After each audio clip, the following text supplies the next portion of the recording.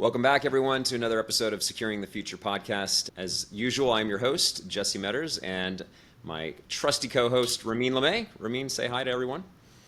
What's up? You're leaving out the guys now. We're getting really specific to just like saying hi. We have a special guest today, Andres Andreu, who I've known for a couple of years, and Andres is actually just about to release a new book, which we'll talk about towards the end. Really excited about the book. Andres is one of the most pragmatic, effective CISOs I've met in my time in recruiting. And we wanted to talk today about how to be a more effective security leader. Now, this really applies to really any level that you are in the security field. And Andres, I'm really excited to hear, first of all, a little bit of your background, like why you think this way. Some of the experiences have shaped your mindset. And I believe mindset is so important as a security leader on the way that we look at solving problems. So would love for you to go ahead and do an intro of how you came up into the security field, and then we'll dive into some of the thought process and things that you have found to be very effective, no pun intended, in your career. Sure. First of all, thanks for having me, guys. Definitely happy to be here.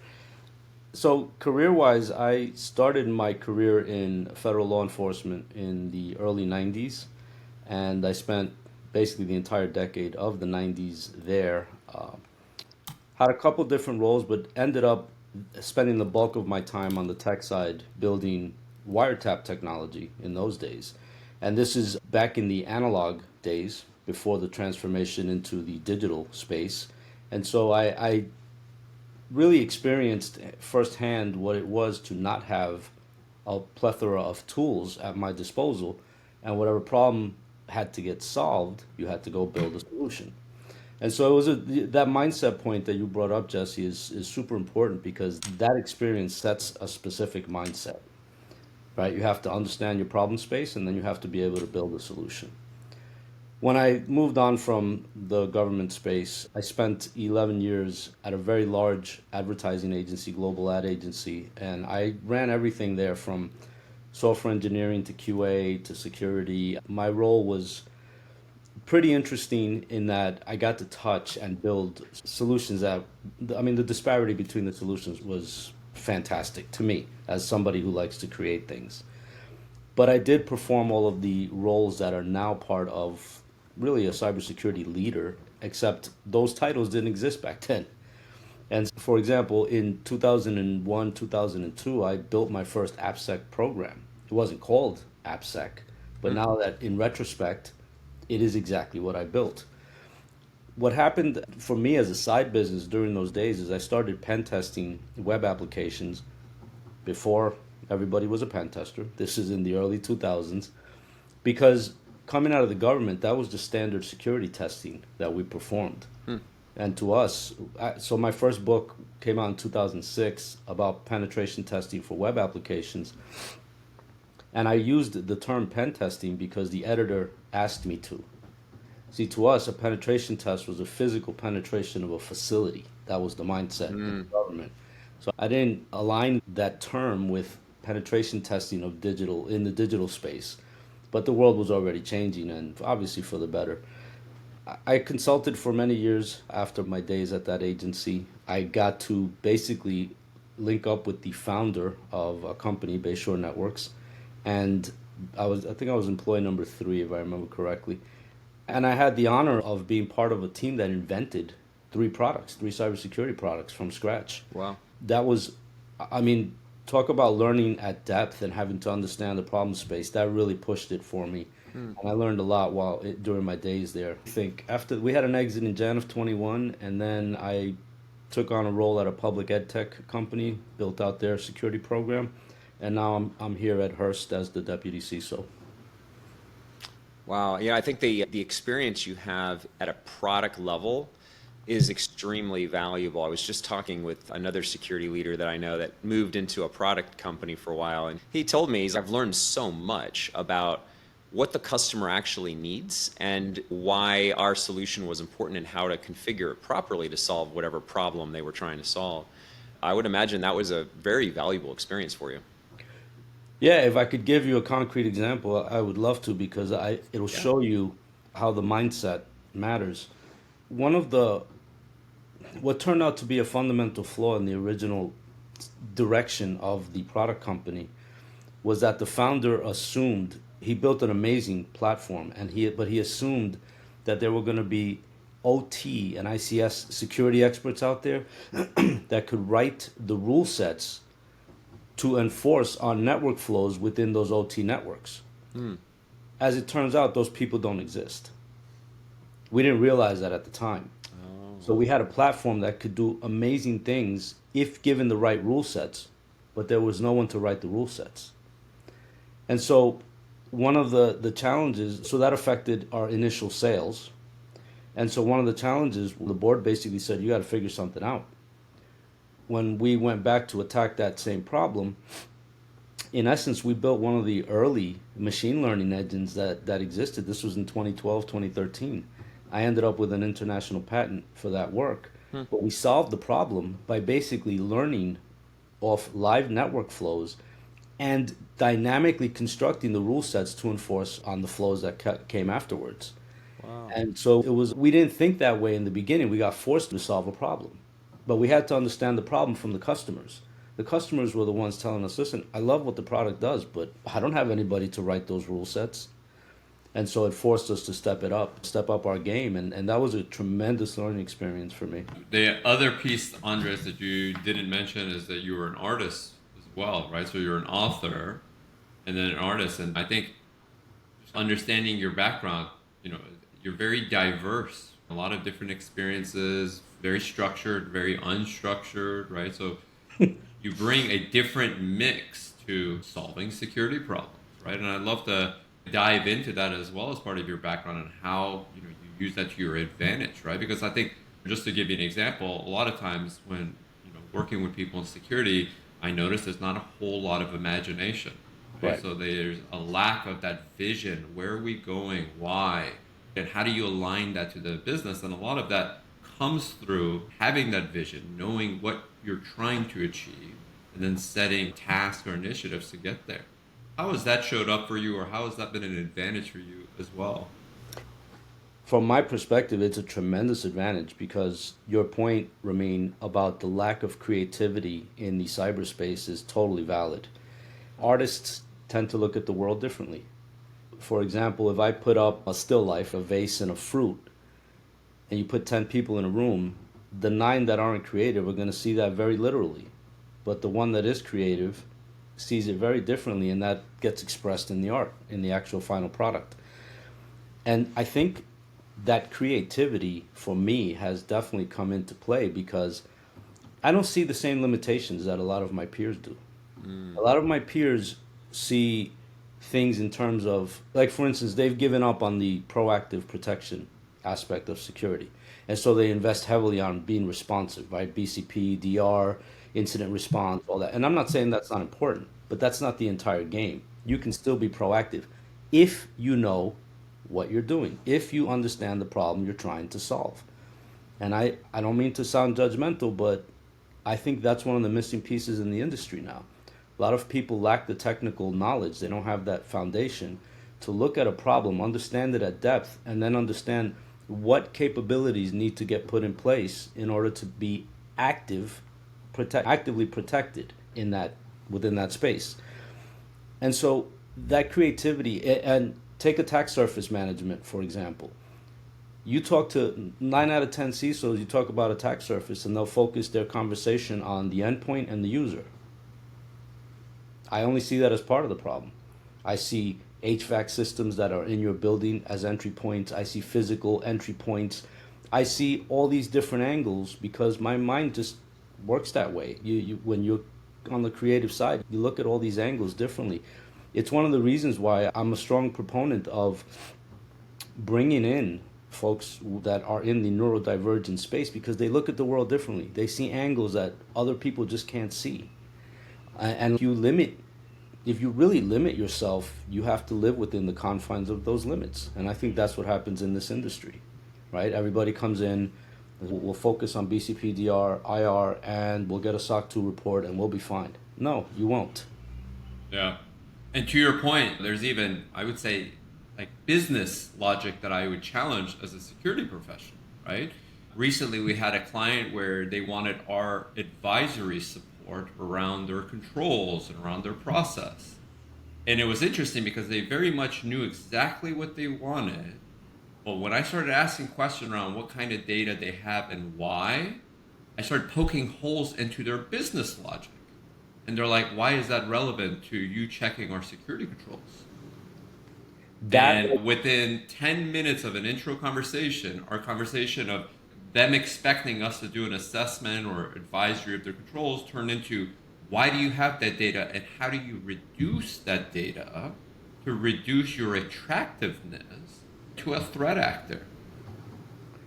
100%. And that right there really adds fuel to the example I was giving earlier, because those type of leaders can't even acknowledge the entire ecosystem they're responsible for because they don't think that way.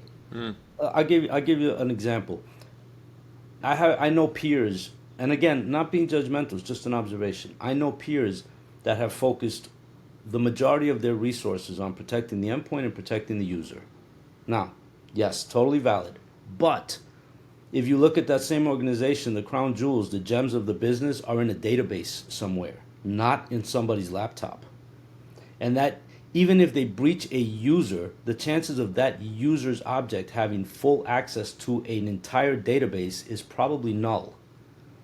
Yet they have APIs that are world facing that nobody even looks at because they don't even know they're there, that do have full access to the database. And to me, you missed the boat. You spent all your protective dollars in the space that you understand, and you didn't look in the other areas because you just don't know those areas. And that's a problem that I see in this industry. That lack of holistic ecosystem understanding and that lack of acknowledging all these other angles that could exist. You don't even know if they exist. You may not know that they exist. And it goes back to that whole creativity and the mindset aspects, because I just try not to limit the way I look at things because I want to do what's best for this given organization that I'm responsible for. So I don't try to fit or force fit, I should say, a compliance initiative to an organization if it's not really going to add value. I try to look at real problems and solve them. Give us an example, Andres. I mean, if you can. I understand there's some privacy issues, of course. You're working at Hearst. How in the world are you stepping in and saying, what was your approach coming into an organization like this, and whatever you can share? Because I think it's helpful to see, like, how did you think when you first started about finding what the problem was, challenging old mindsets, and then starting to ruffle feathers a little bit to make things happen? I'd love to hear that. Sure. My previous engagement was a very similar model. It was a company that grew by acquisitions. What happens in those cases is that the disparity of tech stacks that you have to deal with is pretty extreme. So you have to approach the problem in terms of lowest common denominators. In other words, a solution that can have a positive impact on as many of those business units as possible. So I'll give you a perfect example.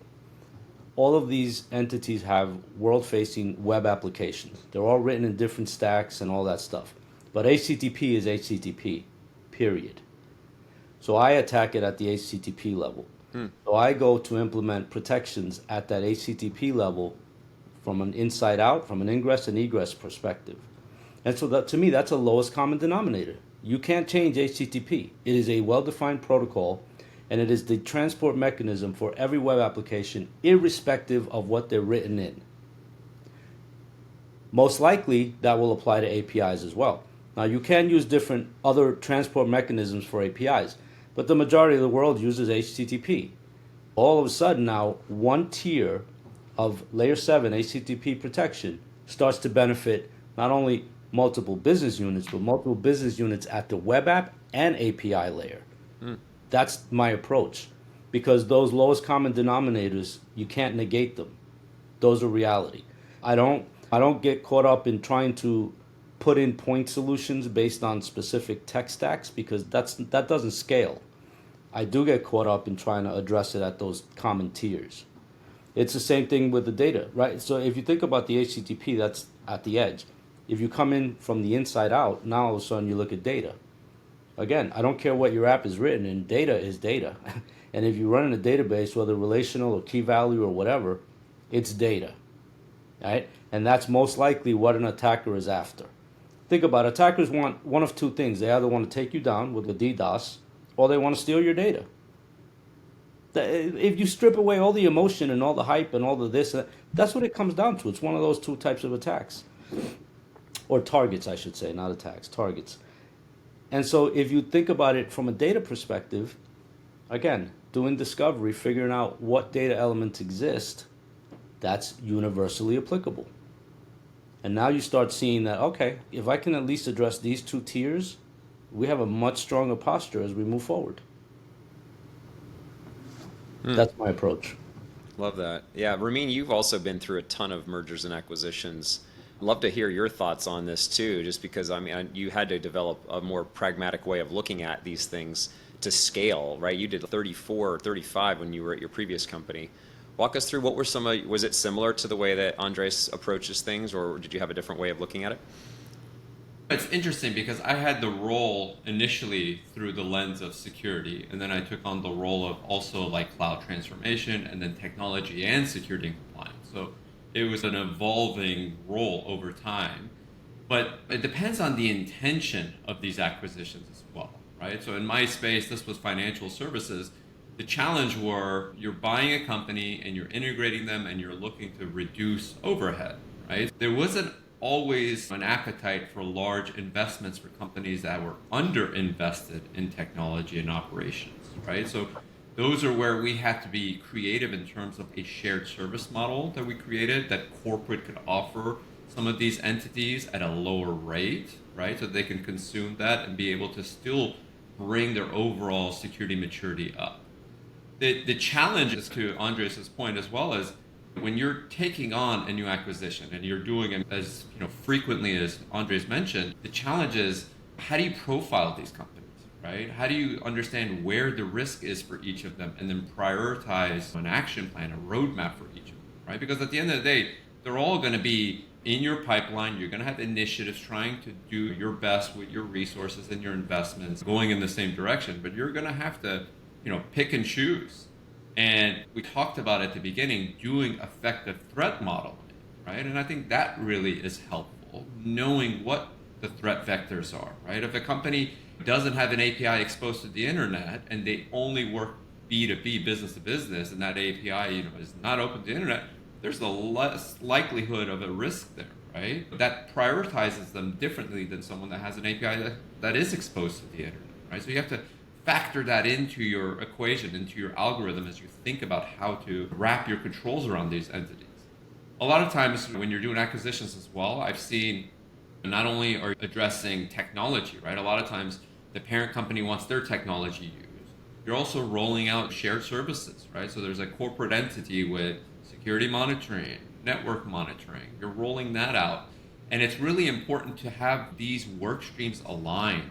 I can't tell you how many times I've seen poor integration because you have work streams that are working in vacuums, right? And you have a lot of project managers that are driving initiatives that lack vision, right? They're very execution focused, but they don't see the big picture, right? They just see their work stream, and there's a lot of disconnect, and that creates a lot of friction, right? So it goes beyond just security, right? It goes in terms of how do you engage, how do you align, how do you lead, right? And those were a lot of the lessons that I learned was when you do have an integration, are you having the right people at the table, or are you leaving someone out, and that becomes a challenge when that does get addressed.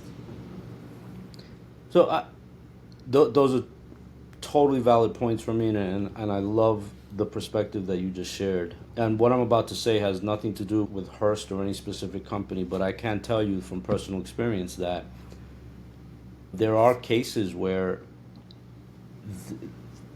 approaching an M&A the right way is just not appealing to leadership. And they'll rush through an M&A and they'll basically treat that as an autonomous entity once it's acquired, and security just becomes your problem, right? Our problem.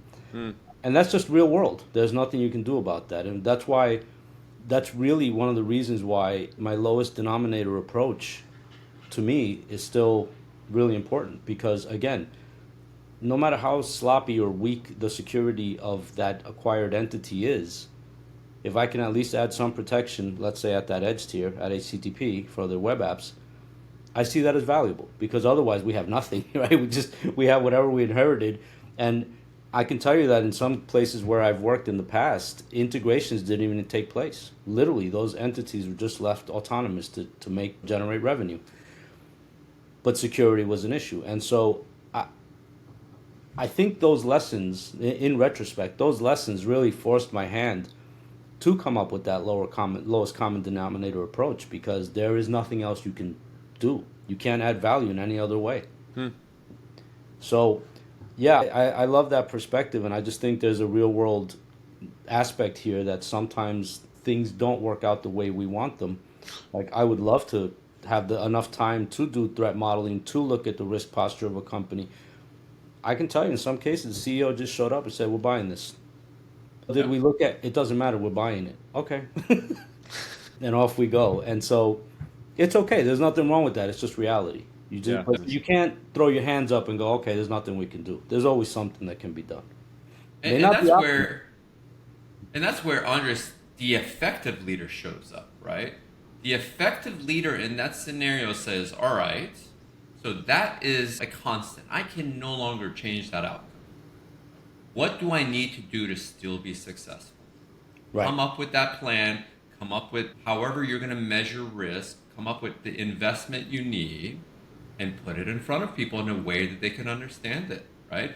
I've gone along for those rides as well, and I got to tell you, it's always more challenging after your first time, because the first time you're like, okay, this is great. We're going to do this. I'm going to come up with this magical number, and the reality is you're not going to get that number, and then you're going to be told to go integrate this problem child after, right? What that tells me is, as an effective leader, my job is to be very transparent, be very clear about an action plan and what investment is needed, because I'm trying to mitigate risks X, Y, and Z. And the more I can be clear about those objectives and those risks, even when budgets go get cut, I'm doing my best to make sure that I'm communicating what's at risk. So if budgets do get cut, I'm still going to be measuring risk, right? And I'll give you very basic examples. Just start by perimeter vulnerability scanning, right? What do the vulnerability snapshot look like there, right? That's not hard to get. If you don't have scanning, there's services out there. But just measure that on a monthly basis and see if you're trending up or down. And put that in front of executives or a board and say, all right, you're cutting costs. Here's at least your exposure type of risk based on HTTP or your APIs we've talked about. And then have initiatives ready to go if they're ready to invest, right? That at least helps you be more effective in your communication, because they're not just seeing that they're cutting costs, they're seeing risk tied to those costs they're going to be cutting. Yes, and I absolutely love that point. And one of the things that I always stress in regards to risk, and this is not easily attained, but I think it's something that we all have to strive towards in this industry, is that risk to executives and board members, risk, and I realize this is going to come off harsh, but it's the truth. They don't care about risk. What they care about is the impact of that risk if actualized. And so when you present risk, going through a cyber risk quantification type exercise to place an estimated financial value on that risk, to me that is absolutely critical, because now you're talking their language. They don't care about risk, they don't understand risk, but they understand money. And they understand that if this risk does get actualized, it's going to cost this much. Oh, now you got their attention. And I always found that to be a missing piece in a lot of risk management exercises, because the focus was always on the risk, not the impact of the risk. And so I love the points. I mean, I think those are very real world points. I got to tell you that as I was listening to you talk, I was thinking back to when I started in my career in the 90s. And in those days, when you placed a wiretap, you had to go physically place a wiretap. It wasn't done at an ISP. It wasn't done at the telco. You had to go into an apartment and place a wiretap. What happens if there's people in the apartment and they're not leaving, and you have to place the wiretap? And I'll never forget one of the most important lessons in those days for me. I went to a supervisor with that scenario, and his answer was, "Figure it out." And that's when you start realizing that being effective, if you will, it requires really, again, understanding the problem space. And in that scenario, my problem space was I had to get people out of an apartment somehow and get in there, do something, and then disappear. Figure it out. And so as a leader, when you're effective, you're always figuring things out on the fly because there's no formula. If anybody tells you that there's a formula in this world, in this space, something's wrong with that person. And this is one of the problems, like when you try to mold these GRC compliance type exercises into an organization. It may not be a good fit, but you're looking for that. Those people are looking for that formula because that's how their mind works. They need to have it in a tight box with a bow on it, right? The world isn't like that. It's true. And if you accept the chaos of everyday reality and you just learn how to adapt and overcome based on what's in front of you, I think your level of effectiveness can rise to a good spot. Yeah. But that adaptability to me is probably one of the most critical elements that a cybersecurity leader can possess. That no matter what comes in front of them, they're going to figure out a way. Yeah. And I think what's important that you highlighted there is, sticking with your objective, right? Like remembering what you're trying to achieve and letting that be your compass as things get more complicated, right? Because the second more team members or more departments get involved, whatever the issue is, gets really complicated, right? Especially at larger corporate companies doing integrations, nothing is straightforward. But as long as you remember what you're trying to achieve, what outcome is keeping this group aligned, you can lead the direction towards that outcome and not get distracted very easily. So I think that's a really good point that I wanted to make sure we call out, because a lot of times, especially in security, you can go down a lot of different paths while forgetting why you started or what you're trying to achieve at the end of the day. Yep. Yeah. Two things I want to make sure we hit on. One would be, Andres, what are you seeing from your perspective now? Because look, we've got a little bit of a problem, right? We've got an aging security leadership that is going to need to be replaced with strong, younger leaders, right? To continue to evolve our industry. And our industry is obviously becoming more and more complex. What do you think are some of the key things that we can teach the next generation coming into cybersecurity? Even like new ways of thinking of how to hire up and coming leaders, like folks like yourself that have a creative mind, or neurodivergent folks that have a different way of thinking. I don't know. What are some of the things that you see, or even how you think of hiring, that might be helpful in creating the next generation of effective leaders? And then finally, I want to talk about your book. I'm going to harp on the adaptability point because that's absolutely critical. And you have to couple that with being thinking forward looking. If we are not, as leaders, if we are not focused on what's coming and we're only focused on what's here right now, then we're doing our teams and ourselves a disservice. If you think about even something like, I'm not even going to get into the AI stuff because AI has been around since the 40s and the 50s. A lot of people don't realize. For example, KNN, the clustering algorithm, is from 1953. There's nothing new there. It's just hit the mainstream. That's the difference. But if you sit down and you actually start looking at the real problems, like quantum computing, that's a real problem that's coming. But and this is where the adaptability, that mindset matters. The problem isn't quantum computing. The problem is that right now, our adversaries are amassing data so that when the quantum capabilities are there, they can break past whatever encryption exists. So it's not so much only a forward-looking problem, it's an existing problem in terms of trying to ensure your data doesn't get intercepted. Again, those are two different angles, same problem, right? But two different angles that we need to look at. And this is I'm staying on path with your question. I'm just giving an example. That's the mindset that I think we need to foster in the next generation, right? Don't get caught up with, I have to have the best IAM strategy on the planet because that's all that matters. That is not all that matters. It does matter, but so does this other area. And if you ignore the forward-looking area, you're going to solve a problem now, and in 3, 5, 6, 7 years, you're going to have a new problem that you didn't even think about when you should have thought about it. And so to me, that adaptability coupled with that forward thinking nature, I think that's just absolutely critical. And that you can't teach that in schools. You can't teach that in a certification. You can't teach that anywhere other than having experience and a certain mindset. How do you find those mindsets? What are some things you think that are helpful in finding folks that do have those experiences? Is it because you think of someone who has to solve a problem on a battlefield, coming out of the military can be helpful, but then also they're used to following orders, so then they might not be as creative when it comes to thinking outside of the box to come up with a solution. So I don't know, I'm just thinking through the typical people you find that do well in cybersecurity. A lot of times they come from military.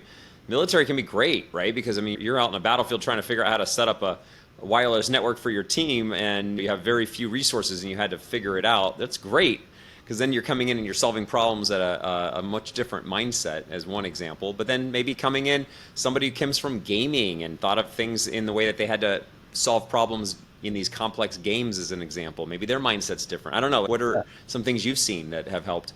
So that's exactly what I look for, are these different sets of perspectives when it comes to people. I don't look at, you have a degree in cybersecurity and you have these certifications and oh my God, you must be amazing. No, chances are you're probably pretty lame because you're a clone of what somebody told you need to be. But if you, for example, find a young person that's, let's say, built a lab in their home, Yeah. they don't have a degree, but on their own initiative built a lab in their basement and they're breaking things and they're playing red and blue team. That's impressive to me. That shows me that you have that mindset that's going to be adaptable, that's going to look at the angles, that's not going to take no for an answer. You're going to find a way.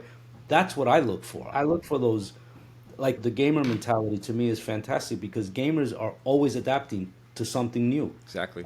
And that's, it's like being, I like to look for certain type of athletes as well. Not, no offense to anybody, not team athletes. I don't like the fact of the notion of relying on somebody else. I do like boxers, I do like wrestlers, I do like judo people. That's the world I come from. Because in those worlds, the mindset is this: either you're going to win or I'm going to win. But if I lose because of me, I don't lose because of somebody else. Or they don't lose because of me. And I like those odds. And I like that self-reliance, that confidence. That leads to that mindset that I'm looking for because you can't look at limitations in this industry and accept them. If you accept limitations, we're doomed. Totally. Right? Yeah, no, well said. Think about if you put the attacker's hat on, they don't see limitations. They only see possibilities. Right? So all the defenses you put up, they're just looking for that one hole that you missed. Exactly.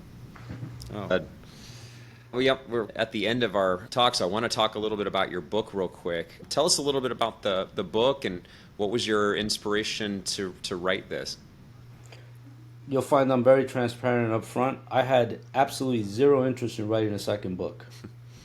The gentleman that approached me about this, he knew my background. He had heard me speak publicly a couple times, and I think he appreciated my just real-world perspective on things because I don't come at these areas from an academic perspective or from the perspective of this is the way it should be.